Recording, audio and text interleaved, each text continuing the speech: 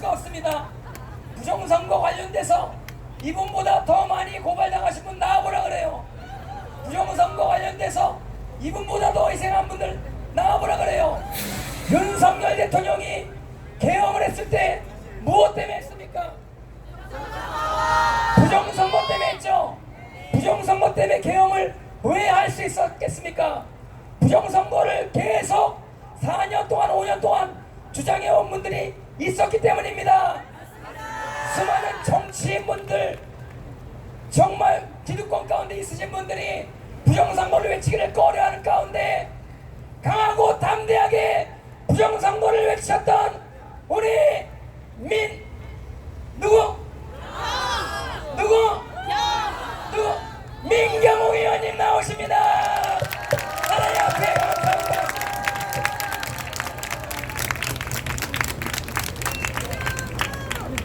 네, 여러분 감사합니다. 민경욱입니다. 인사 올리겠습니다. 네. 제가 부정선거 갖고 막 이제 열심히 싸우다가 제가 이런 얘기를 들었어요. 뭐 이제 기도하고 그런 얘기를 좀 했더니 어떤 사람이 이 악플 비슷하게 달았습니다. 뭐라고 하냐면 이제는 부정선거 하다 안 되니까 하나님까지 파는구나, 이런 얘기를 하더군요. 그때 제가 깨달은 바가 있습니다. 아, 저 사람들이 잘 모르는구나. 저기 계신 분들이 얼굴이 안 보일 것 같아서 이 사람들이 잘 모르는구나. 내가 그냥 부정선거를 하다가 힘이 붙여가지고 하나님을 파는 게 아니고 처음부터 그 새벽에 기도가 있었습니다. 제가 부정선거가 있을 줄 모르고 부정선거 있을 줄 모르고 선거 운동을 열심히 할 때 새벽 기도를 다녔었거든요. 그때 제 입에서 터져나온 기도가 주님, 4.15 총선 이후에 한반도를 휩쓸 정치적 광풍 속에서 기적을 이루는데 작은 도구로 저를 써주십시오 라고 기도를 했어요. 간절한 기도를 했죠. 그거는 제가 떨어질 것을 상상하고 했던 기도도 아니고 다음에 부정선거가 있을 것이라고 생각해서 한 기도도 아니었습니다. 저는 그냥 재선이 될 것으로 확신을 하고 있는 상태에서 드린 기도였는데, 마치고 난 다음에 세상 일이 벌어지는 것을 보고 나의 입술을 통해서 나왔던 그 기도가 예언이었구나. 이 부정선거를 위해서 내가 너를 사용하겠다는 하나님의 말씀이었구나 라고 생각하게 됐습니다. 그런 소명을 저는 저의 온 존재로 받아들이고 껴안았습니다. 그 이후에 한 번도 한눈 팔지 않고 지금 오늘까지 왔습니다. 그러니까 뭐 일이 안 되니까 하나님 팔고 이런 것이 아니고 이 모든 싸움이 오로지 하나님의 소명에 의한 것이었다. 다른 사람들은 못 믿더라도 여러분들은 믿으시겠죠? 감사합니다. 이 지난 5년 동안 제가 싸우는데 여기 존귀하신 목사님들 많이 계십니다. 김사무엘 목사님, 전갈렘 목사님, 이동호 목사님 할 것 없이 많은 훌륭한 목사님들이 계십니다. 그분들은 섬김을 받아야 되는 분들이에요. 그런데 5년 동안 저는 그분들로부터 섬김을 받았다고 생각합니다. 그분들은 저와 부정선거를 위해서 함께 싸우신 분들입니다. 그분들은 이것이 하나님의 말씀이다. 저울을 속이는 사람 싫어하는 것, 다음에 이 세상에 하나님의 존재를 없다고 부인하는 좌파들, 이런 사람들로부터 우리 우파 우리 이제 신자들을, 믿는 자들을 눈동자처럼 보호하시는 하나님의 역사하심이 함께하고 있다는 것을 그 5년 아주 처음부터 아시고 저를 이끌어 주신 그런 훌륭하시고 고마우신 분들이십니다. 이 자리를 빌어서 그 목사님들 정말 사랑하고 존경하고 그런다는 말씀 드립니다. 목사님 감사합니다. 제가 이 지난 5년을 돌이켜보면 너무나 이제 슬프고 아픈 일로만 점철된 5년의 시간이었습니다. 좋은 일이 하나도 없었어요. 제가 4.15 총선에서 떨어졌습니다. 분명히 슬픈 일이에요. 다음에 저 9월 달에 미국에 가서 당신이나 좀 잘해봐라. 한국에 부정선거가 있었다. 당신도 조심하지 않으면 부정선거로 위험할 수 있을걸? 이라고 제가 경고했던 트럼프 대통령이 떨어졌습니다. 그것도 슬픈 일이에요.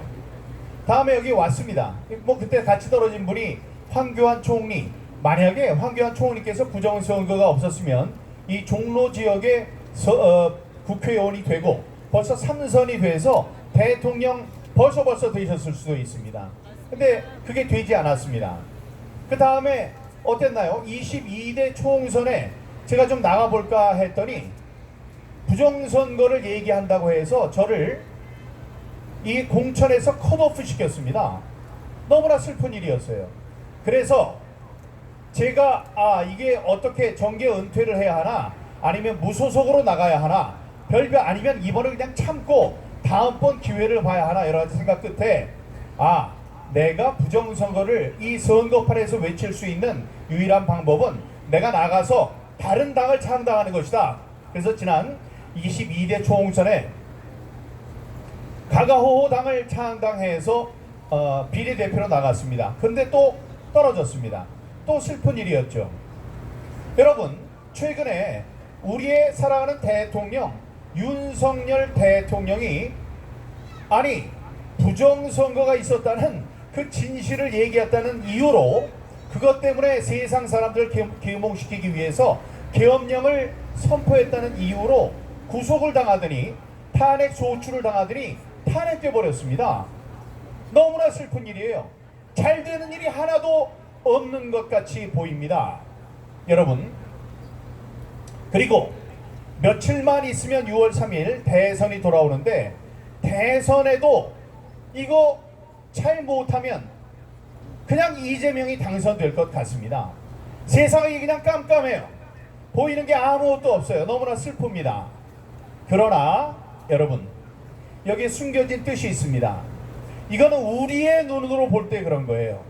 민경욱이 21대 총선, 22대 총선에서 진 것, 그것으로 해서 뭐가 일어났습니까? 부정선거에 대한 계몽이 시작됐습니다. 여러분, 부정선거 제가 떨어지지 않았으면 저는 그냥 당선돼서 룰루랄라 하고 다녔을 수 있습니다. 제가 뭐가 용가리 통뼈라고 다른 사람 일에 신경을 썼겠습니까? 어느 분이 그러셨어요. 민경욱 당신이 떨어져줘서 고맙다고. 그때 부정선거에 대한 싸움이 시작됐습니다. 그 전에도 싸웠던 분들이 계셔요. 그러나 제가 떨어져서 이 대열에 함께 할 수 있었습니다. 그리고 거기에서 떨어졌기 때문에 황교안 대표님도 지금까지 우리와 함께하고 계신 것 아니겠습니까? 다음에 미국의 사태는 어떻습니까? 미국의 사태 때 미국의 대선에서 트럼프 대통령이 그냥 당선됐다면, 그냥 부정선거가 있는데도 그걸 이기고 당선됐다면 부정선거까지 것 아무것도 아니야 이랬을 겁니다. 그러나 미국의 튼튼한 민주주의 체제조차 부정선거로 이렇게 무너질 수가 있구나, 이것을 세상에 알렸고, 트럼프 대통령은 절치부심 끝에 4년 만에 다시 당선이 됐습니다. 그래서 적어도 미국에서는 부정선거가 있었다는 것이 사실이고 부정선거에 나섰던 사람들을 처벌해야 되겠다는 것이 여론이 됐고, 부정선거가 다시 찾아오면 안 된다는 것이 그들에게 교훈이 된 것입니다. 여러분, 윤석열 대통령이 2년 반 동안 아무것도 안 했어요. 제가 볼 땐 너무나 슬펐습니다. 우리가 지금도 생각나요. 저 강남 여기 갔는데 양말을 두툼하게 신고 왔다 그러는데 영하 20도예요. 발이 그냥 얼어붙어가지고 어쩔 줄 몰랐었습니다. 여러분, 그때 걸린 게 제가 코로나에 걸려서 죽을 뻔했잖아요. 코로나 생존 가능성이 40%라고 했습니다. 죽을 가능성이 60%. 그런 데서 살아난 것도 대단하지만 그렇게 추운 데서 우리가 외쳤던 것이 부정선거 척결하여 정권 교체 이룩하자 하고 싸우지 않았습니까, 여러분? 그렇게 만든 대통령인데 2년 반 동안 아무 짓도 안 하더라고요. 저의 미움이 아주 그냥 꼭지까지 갔습니다. 어쩌면 이럴 수가 있느냐. 내가 당신들을 당선시키기 위해서 우리가 얼마나 열심히 했는데 어떻게 한마디도 부정선거 붙자도 꺼내지 않느냐 이랬습니다. 여러분, 그러나 그분이 계몽이 됐어요. 우리들이 싸운 덕택에. 그래서 부정선거는 좌우의 문제가 아니고 외세, 지금으로 얘기하면 중국과 독재를 부르는 망국의 병이다라는 확신을 갖게 됐습니다. 그분이 그래서 자기의 모든 것을 걸고 계엄령을 선포했습니다. 물론 지금 거기서 이겨내지 못한 것, 우리의 힘이 부족해서 그런 것, 이게 다 우리들 좌절하게 하는 원인과 그 결과가 되는 것 같지만, 여러분, 지금까지 말씀드린 것이 우리의 관점을 바꾸어서 하나님의 관점에서 이 부정선거를 없애는 큰 역사적 줄기로 보면 모든 것을 합하여 선을 이루시는 하나님의 뜻으로 생각하지 않으십니까, 여러분? 이번에 우리가 우리 황교안 대표 혹은 여러분 김문수 후보에 대해서 잘 모르시는데 다 시간이 지났으니까요. 근데 5년 전에 부정선거가 나왔을 때 김문수 후보는 이런데 그 카메라를 메고 와가지고 손수 메고 와서 이 찍고 저를 스튜디오로 불러주시고 그래서 한참 오랫동안 부정선거 싸움을 같이 했던 분입니다. 근데 경사노위 위원장으로 나라의 부름을 받고 들어간 다음에는 채널을 없애고 부정선거에 대해서 직접적인 얘기를 할 수 있는 기회가 없었어요. 그러니까 그분은 이 부정선거와 관련한 굉장히 중요한 증인, 제보자도 저에게 연결을 시켜준 분이에요. 그런 분입니다. 그러니까 이 지금 나와 있는 후보군들 중에서 저한테 꼽으라면 부정선거의 진실에 그래도 알고 가까이 간 분이 누구냐? 그럼 저 두 분 뽑으라면 황교안 대표님과 김문수 후보님입니다. 여러분 잘 모르실 수 있지만 생각을 더듬어 보면 옛날에 그래 있었구나 생각을 할 겁니다. 저는 지금 처음에 제가 떨어졌을 때부터 지금까지 5년간의 싸움 동안 이 싸움을 5년에 그치는 싸움으로도 보지 않습니다. 더 길게 가는, 빨리 이루어졌으면 하고 기도를 했습니다만 그게 그대로 되지 않았습니다. 더 길게 갈 수 있는 아주 지난한 싸움입니다. 그러나 숭고한 싸움이에요. 여러분, 다시 말씀드리지만 우리가 이렇게 자유롭게 이야기하고 이렇게 번영을 누릴 수 있는 것은 자유민주주의라는 체제 때문에 그렇습니다. 자유민주주의의 토대는 공정하고 투명한 공명선거 아니겠습니까? 공명선거가 무너지는 그 순간에 우리의 자유민주주의는 가루가 되는 것입니다, 여러분. 그렇기 때문에 이 자유민주주의의 바탕인 공명선거를 지키는 것, 그것은 매우 숭고한 싸움입니다. 우리가 성경에 보면 사람들이 회개하지 않아서 그 고난의 시간이 계속되는 걸 알 수 있습니다. 지금 우리가 5년 싸운 것 아무것도 아니에요. 사람들이 다 회개했다고 보십니까? 회개라는 말을 부정선거에 대한 인식 계몽이라고 합시다. 이 많은 사람들이 부정선거에 대해서 알고 있다고 생각하시느냐고요? 안타깝게도 그렇지 않습니다. 지금 많은 사람들이 계몽이 돼 있어요. 다행이죠. 우리들이 싸우면서 5년 동안 싸운 것, 그때 우리가 조사를 했을 때 전 국민의 40%, 우파의 60%는 부정선거가 있었다는 것을 믿고 있다. 이건 한 3, 4년 전에 벌써 제가 조사했던 것이었습니다. 제 지역에서. 그러나 지금 대통령이 목숨 걸고 부정선거를 외치다가 탄핵이 됐기 때문에 좀 더 많은 사람이 부정선거에 대해서 인식을 하게 됐습니다. 그러나 그게 7, 80, 90% 그렇게 됐다고 생각하십니까? 아닙니다. 대통령이 얘기를 했어요. 부정선거를 저지르는 이 세력은 이 내부에 있는 정치 세력 독단적으로 할 수 있는 일이 아니다. 그들에게는 인력과 기술과 자본과 시설이 필요하기 때문에, 국제적인 연대가 필요하기 때문에 외국의 세력과 결탁하고 있다. 그러나 그 내부 세력, 국내에 있는 세력에게 경고한다. 너희들이 외세와 손잡고 국내에 있는 권력을 찬탈할 때 그것이 공짜가 아니다. 반드시 우리들의 주권을 그 외세에게 넘겨줘야 된다고 했습니다. 여러분, 대통령이 대통령직에 있을 때 거기 내부 세력이라고 했고 외세라고 했어요. 지금은 제가 거기다가 윤문을 합니다. 외세라는 건 중공 얘기한 거예요. 내부 세력이라는 건 민주당 얘기한 겁니다. 민주당에게 경고한 겁니다. 민주당 당신들이 중공이랑 손잡고 대통령이 되는데 만약에 대통령이 되고 입법 독재를 하더라도 당신들이 공짜가 아니다. 당신들이 신세를 졌기 때문에 줘야 되는데 뭘 줘야 되느냐? 당신들의 주머니에서 돈 주는 것이 아니다. 우리들의 소중한 주권을 그들에게 나눠줘야 되는 것이다. 그게 엄청난 일입니다. 여러분, 그게 안 이루어진 것 같아요? 벌써 몇 년을 10년을 그들이 외세와 손잡고 부정선거로 권력을 잡았는데 그 중공이 그 권력을 주권을 안 가져간 것 같습니까? 옛날에 없었던 중국인들이 와서, 이거 모르는 분들도 계실 겁니다. 많은 분들이 아시겠지만 우리들 돈의 반값을 내고 반값 등록금으로 대학을 갑니다. 혹시 아셨어요?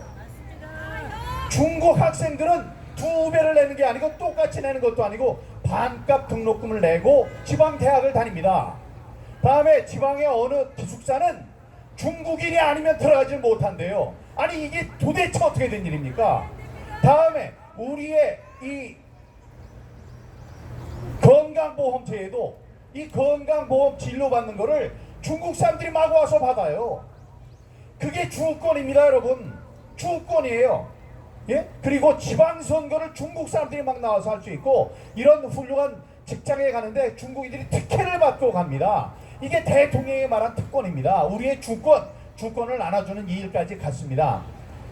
자, 이제 이재명이 당선되면 우리는 끝나는 것 같이 보이죠. 너무나 슬픈 일이 될 거예요. 제가 패배주의에 빠져서 그런 것이 아닙니다. 우리가 이기도록 하는 방법을 조금 이따 말씀드릴 텐데, 만약에 지더라도 이게 우리의 입장에서 슬프고 속상하고 그런 일이지만 주님의 입장, 하나님의 입장, 조물주의 입장에서 보면 부정선거를 없애려는 그 긴 모든 것을 합력하는 그 섭리 안에 들어가 있다.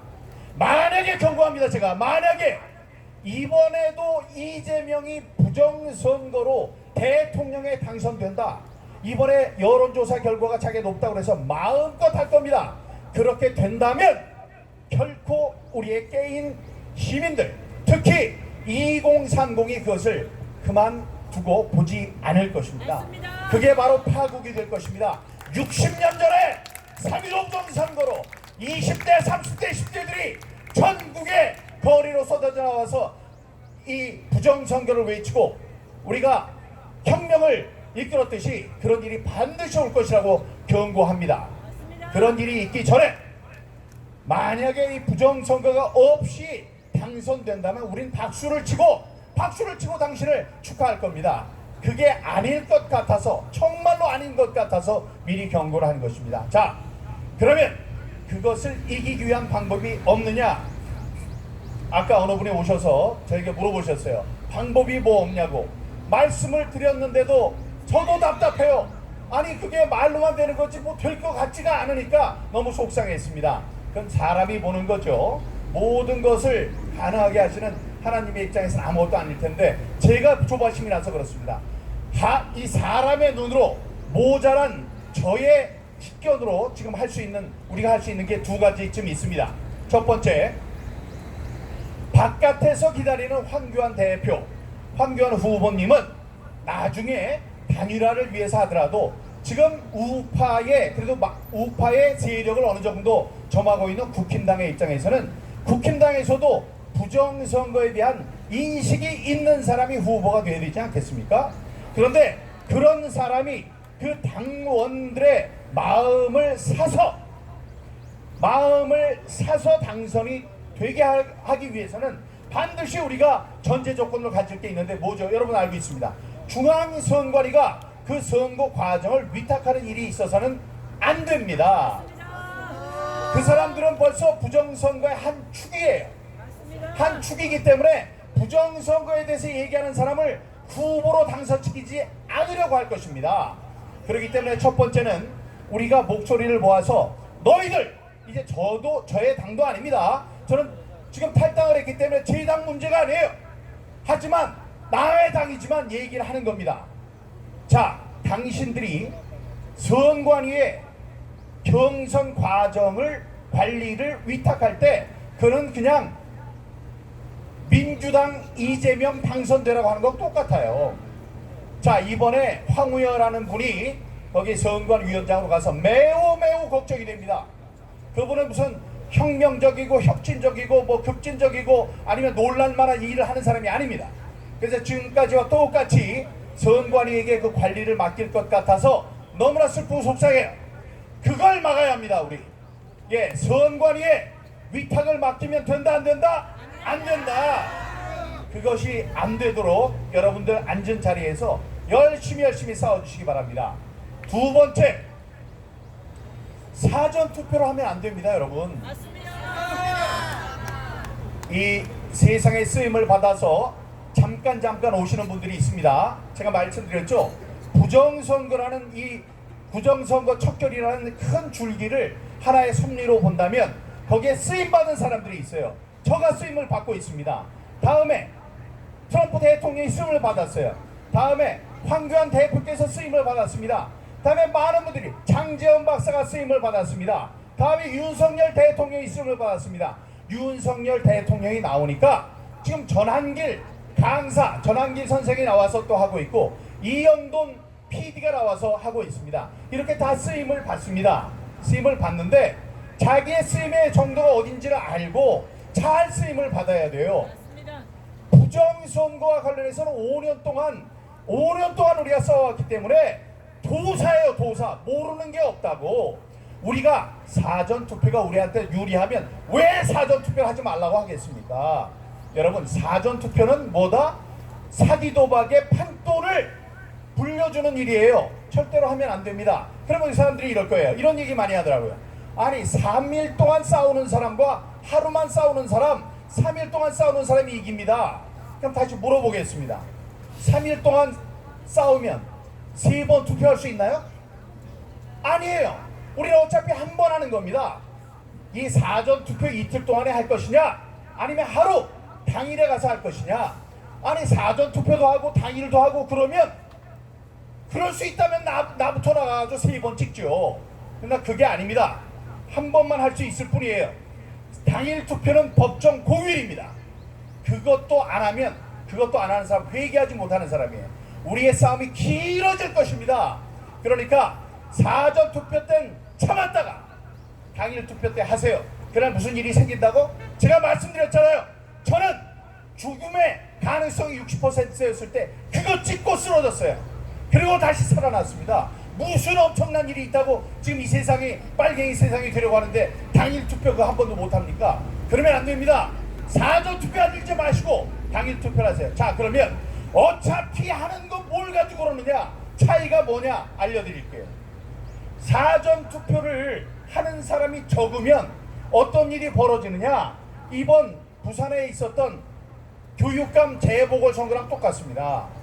아니 옛날에는 사전 투표하는 사람이 이렇게 많았어요. 많았으니까 거의 조작을 해도 표시가 안 났어. 근데 이번에 어때요?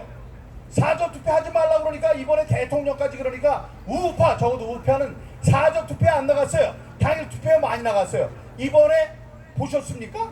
사전 투표에 몇 명이 민주당을 찍었는지 70%가 찍었어요. 말이 됩니까 여러분?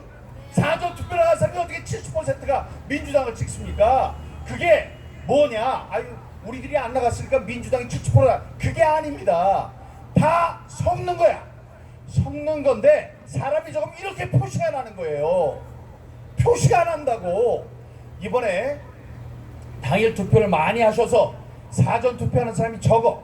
그래도 당일 투표에 이거를 얻기 위해서는 사전 투표를 조작을 해야 됩니다. 거기에 몇백만 표씩 집어넣는 거예요. 집어넣는 것이 표시가 적으면 훨씬 더 난다 안 난다? 나게 되겠죠. 그래서 하지 말라는 겁니다. 여러분, 대통령이 잘 모를 때 사전 투표했습니다. 한동훈이라는 놈, 한동훈이라는 자가 모든 후보들 전부 다 사전 투표하라고 그랬어요. 그래서 그 아들을 사돈의 팔촌까지 선거위원까지 전부 다 나가서 한 게 사전 투표였어요. 그래서 이겼습니까? 사전 투표는 사기입니다. 그러니까 두 가지, 사전 투표를 없애야 되는데 사전 투표 지금 없앨 수 없죠. 내가 민주당 의원이라도 법으로 하는데 그걸 못하게 하죠. 법으로 없애지 못하게 합니다. 그러면 할 수 있는 방법 하나, 관리관이 자기의 도장을 직접 찍도록 하는 겁니다. 직접 찍지 않으면 프린트해서 나와요. 프린트한다는 건 거기 사전투표 프린터로만 프린트가 되는 것이 아니고 캄보디아, 미국, 중국, 브라질에서도 다 해서 가져올 수 있다는 말이에요. 그렇기 때문에 도장만 자기 도장을 찍도록 해라!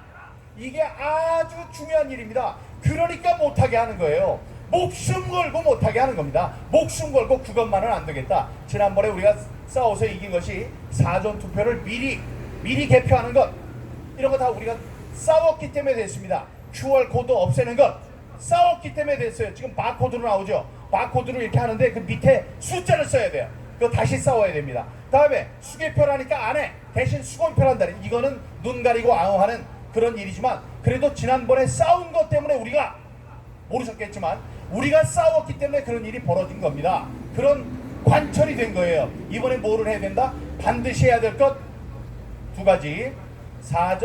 우리 당내에 후보를 뽑는 경선 관리를 선관위에 맡기면 안 된다 하나. 두 번째, 사전투표를 없앨 수가 없어요. 지금 없애면 된다, 뭐 앞에 뭐를 갖다 놓으면 된다, 뭐 종이를 뽑으면 된다, 그걸 누가 해요? 하지 않습니다. 저는 정치인이기 때문에 알아요. 사회운동하는 사람이 아무 얘기나 하지만 정치인으로 되는 것 안 되는 것을 알기 때문에 말씀드리는 거예요. 자, 그러니까 이 사전투표 관리관이 자기 주머니에서 집에서 가져온 도장을 찍으면 제일 좋은데, 그게 안 돼? 오케이. 그래도 그 안에서 인주라도 해서 찍어라. 이거를 우리의 최종 목표, 가장 우선되는 목표로 삼아야 된다 하실 수 있겠죠? 이렇게 되면 우리가 볼 때 너무나 속상한 것, 그게 하나님의 눈으로 볼 때는 가능합니다. 손바닥 뒤집는 거하고 똑같을 거예요. 그래서 그런 기적이 일어나기를 바랍니다. 이런 기적이 안 일어나더라도 이런 악행이 계속되면, 그래서 우리가 많이 깨어나지 않아서 그 악행, 부정선거라는 사기를 그냥 용납하게 된다면 그 이후로는 걷잡을 수 없는 커다란 혁명이 일어날 것이다. 그런 말씀 드리겠습니다. 여기 앉아 계신 여러분 정말로 감사합니다. 지난 5년 동안 함께 해주신 여러분 정말로 고맙습니다. 우리들이 싸워온 거 많은 진전이 있었습니다. 그래서 지금까지 온 거예요. 여러분들은 선각자십니다. 정말 감사드리고 앞으로도 싸웁시다. 5년 싸웠는데 5년 좀 더 싸워야 될지도 모르겠어요. 그러나 함께 싸워주실 거죠? 네. 부정선거 청결하여 자유민주주의 수호하자!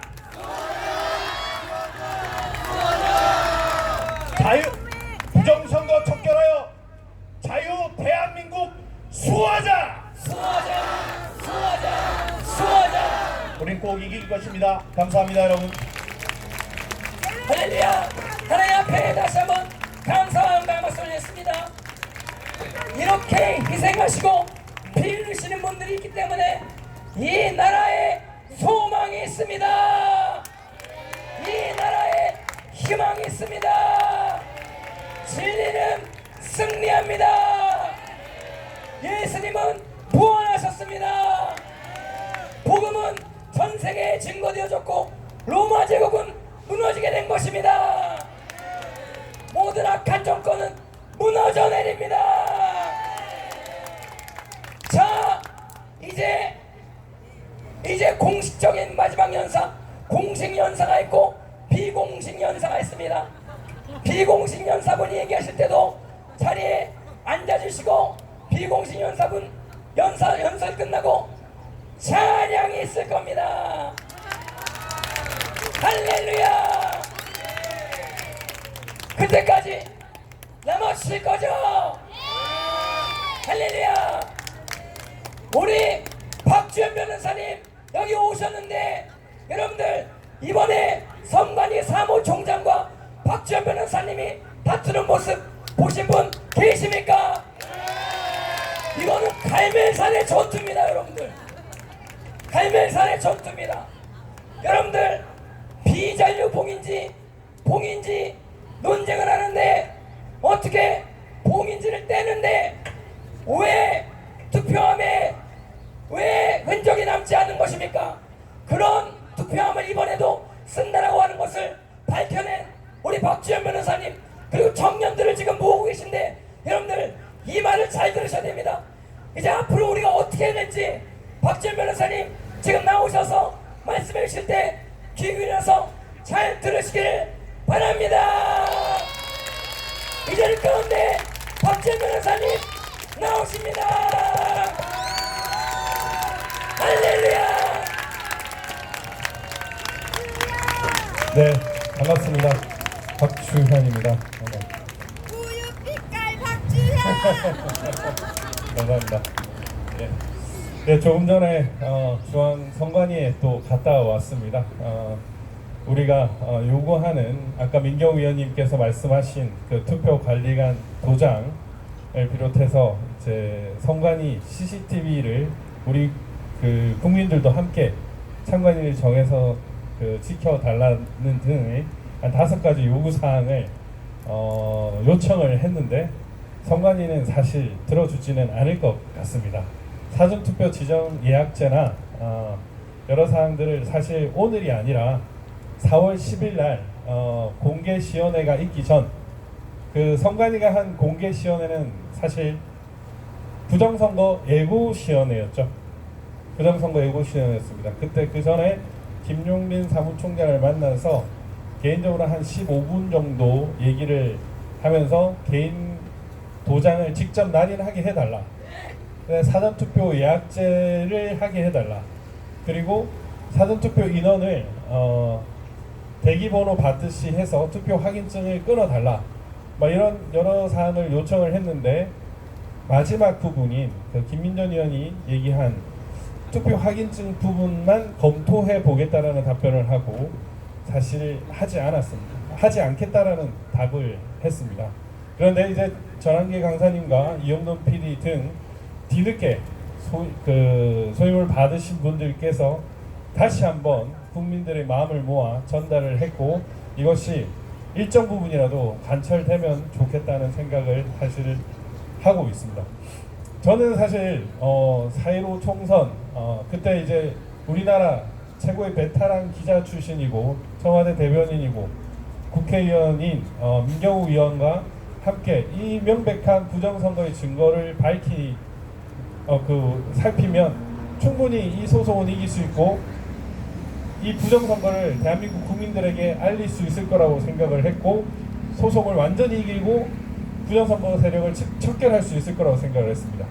그런데 6개월 정도 예상했던 저희 그 순진한 생각과는 달리 우리나라에 엄청난 거대한 부패 카르텔, 부정선거 카르텔이 있다라는 것을 알게 되었고 이것이 단순히 우리나라만의 문제가 아니라 각 세계와 연대가 되어 있다는 사실을 알게 되었습니다. 그런 과정에서 사실 황교안 전 국무총리가 연락이 왔었고 제가 그때 야 대통령 권한대행 출신의 당대표까지 여기만 황교안 권한대행이 부정선거를 알면 이거 이길 수 있겠다 이랬는데도 무너지지 않았습니다.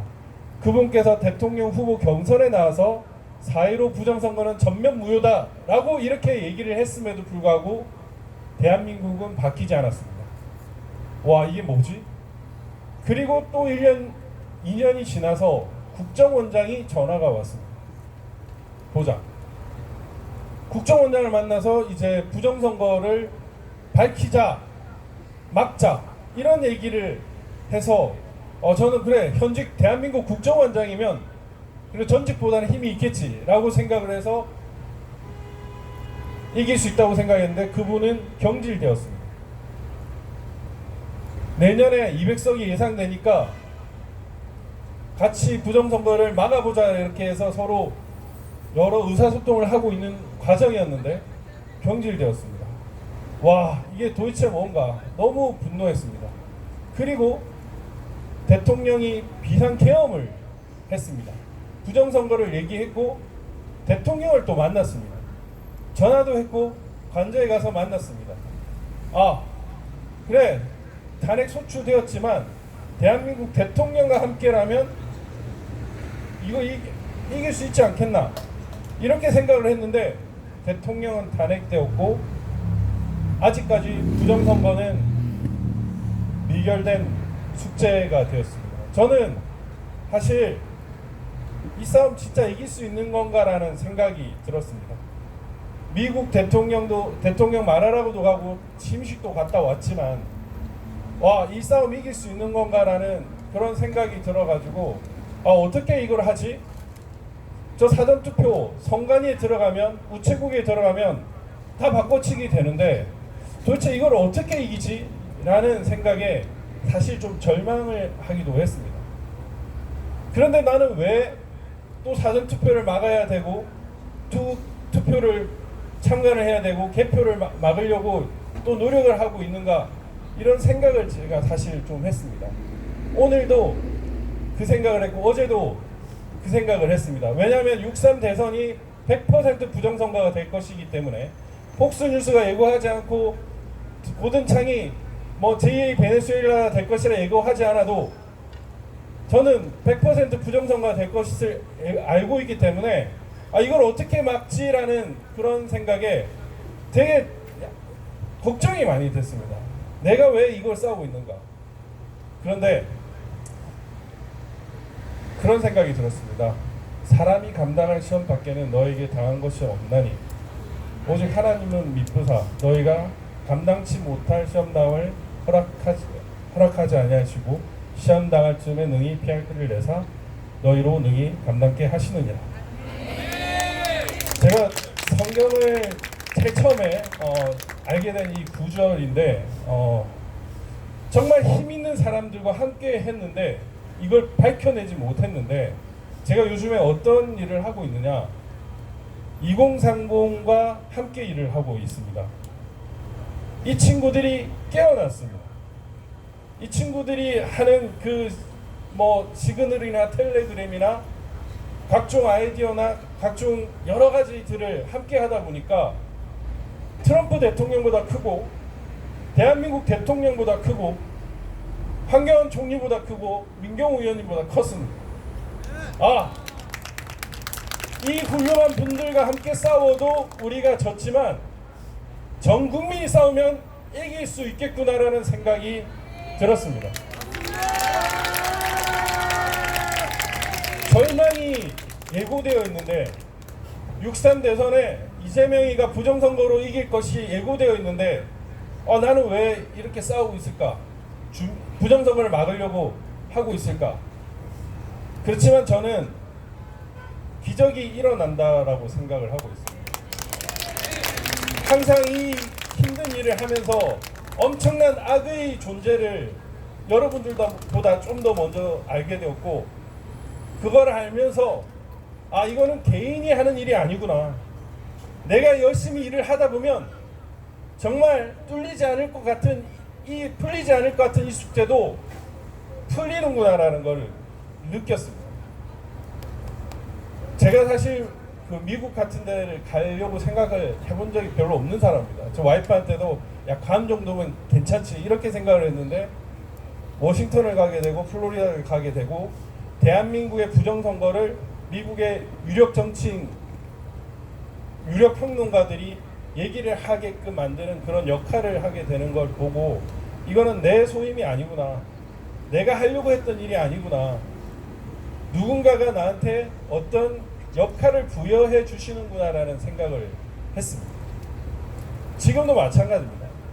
지금 부정선거를 막으려고 많은 준비를 하고 있습니다. 지금 한 10,000명 정도가 부정선거 감시를 하겠다고 모이는데 한 100만 명 모이면 대한민국을 부정선거에서 조금 막을 수 있지 않을까 이런 생각을 하고 있습니다. 사전투표가 3,551개 정도였는데 투표소가 이걸 한 6명 정도가 전부 다 커버를 하면 한 6424 24,000명 정도와 사전투표를 감시하고 실시간으로 우리가 모니터링을 하면 가능하지 않을까. 물론 우리는 사전투표를 하지 않고 사전투표 이름만 되는 겁니다. 그렇게 하면 가능하지 않을까. 그리고 100만이 모이면 부정선거를 말하는 사람들이 소외되지 않게끔 되지 않을까 라는 그런 생각을 사실 하고 있고, 이런 일들은 제가 하는 일이 아니라고 생각을 합니다. 이런 일을 하다 보면 결국에는 하나님이 함께 하신다는 것을 저는 느낍니다. 사실 저는 크리스천은 아닙니다. 크리스천은 아니지만 성경 공부를 20대부터 계속 많이 해왔었습니다.